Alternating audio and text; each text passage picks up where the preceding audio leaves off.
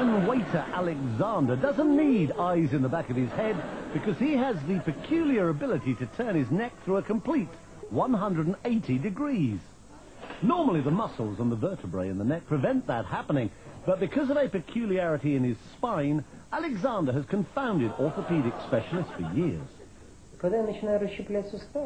Many years ago, I started doing gymnastics, he says. That's when I noticed that my vertebrae seem to be very flexible and that I can turn my head farther than normal. I worked at it little by little, going a little farther each time, and one day I was able to turn my head all the way around.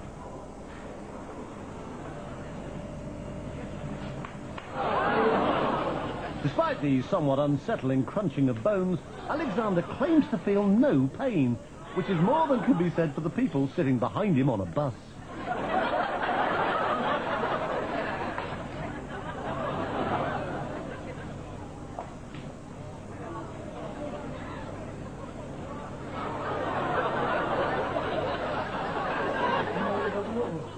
When I do it, it takes energy out of my whole body, he says. It requires 100% concentration.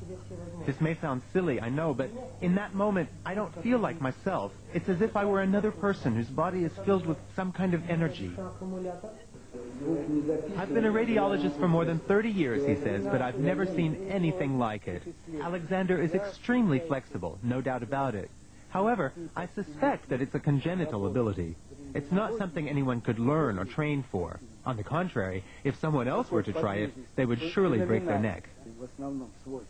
For me, it's absolutely normal and doesn't hurt at all.